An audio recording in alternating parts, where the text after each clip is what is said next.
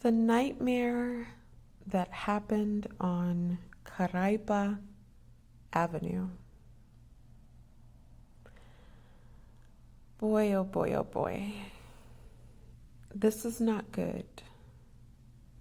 Anyone who is within the sound of my voice, I want you to understand that this is not good.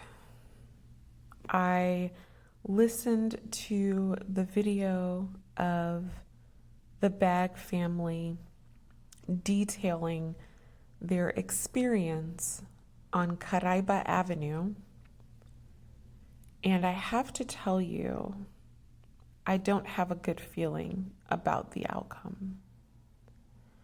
In fact, what my gut is telling me is that if the Bag family does not change something, I'm not quite sure what. Maybe it needs to be a change of heart. Maybe it needs to be a change of attitude. Maybe it needs to be a change of how they deal with people in the Gambia. Whatever it is, I can assure you, something has to change soon, or we are going to hear a lot more stories like this, and I can't see it ending well for the Bag family. Let's start at the beginning.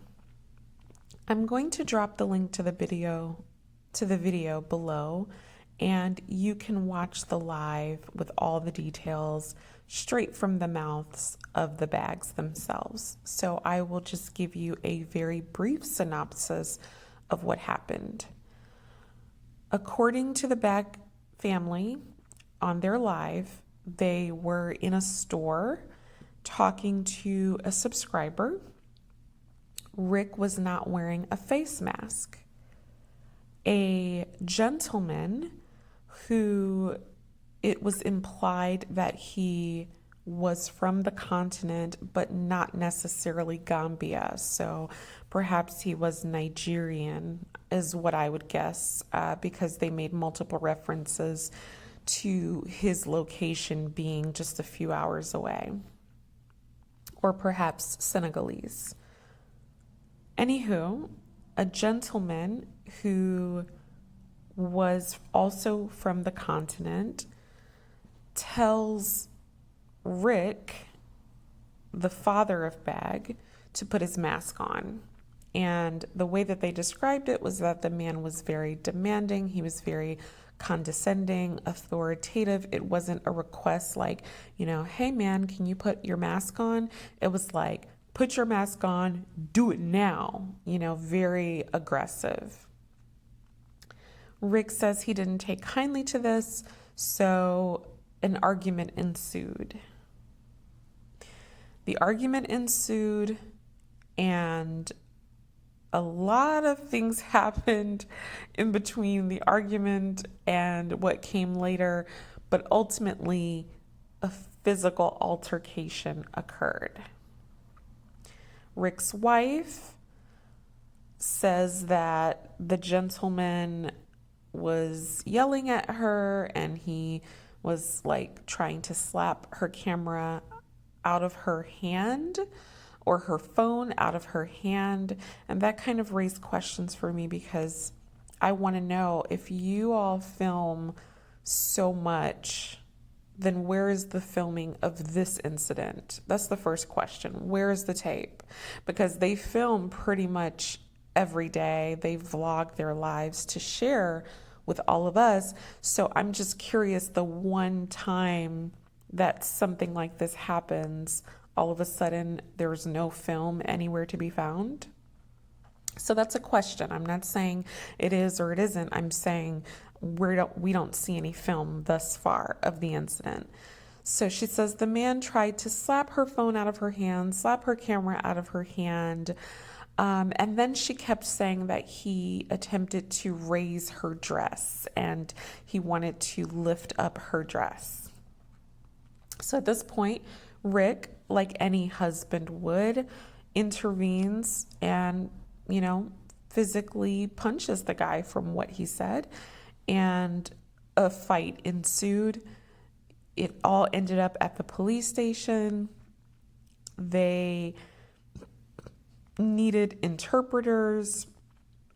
They needed someone to come and vouch for them who was a Gambian citizen. And long story short, they have a court date coming up very soon. First of all, I'm not surprised that this has happened because the Bag family, knowingly or unknowingly, has actually put a target on its back. It's okay to be your boastful selves, and I get it because we're Black American. We love to be flashy, we love to be shiny. It's just a part of our nature, very similar to other people's, especially if you think of, like, for example, the Yoruba people love to be flashy, love to have parties showing off their money, their things. It's a sign of goodness, it's not a sign of greed. However, when you are in another person's land, you have to be very mindful of what you show.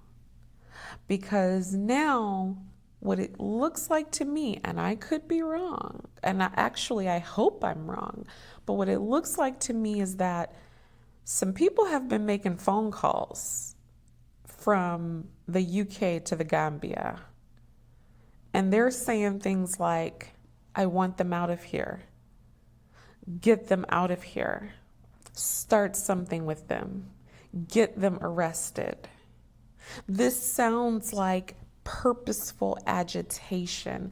And the Bags themselves mentioned it multiple times that the gentleman knew who they were and referenced their videos. So what I want to say to the Bags and to anyone listening is you got to be careful out here, because people are not going to take kindly to you coming into their land and doing better than them.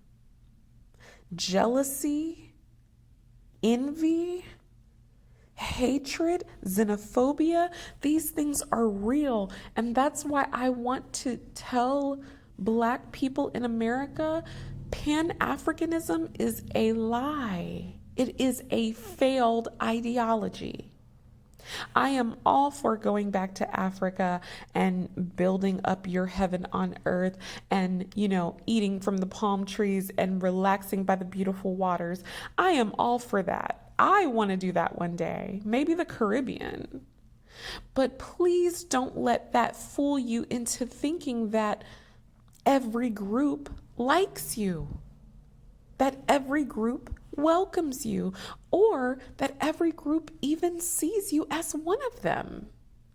The Africans told the Bags multiple times, you're American, you're American. And the Bags insist on calling themselves African. Well, I have to tell you, Bags, you are American, and there is nothing wrong with that. Yes, your roots are from Africa. Yes, your ancestry is from Africa. But culturally, you were born and bred in this land, and that is nothing to be ashamed of. Black Americans have fought in every single war and have built this country. We have contributed so much to the culture. So to say that you reject this idea that you're American, hey, I'm fine with it. But just know, those Gambians don't believe you. And it makes you operate from a position of weakness.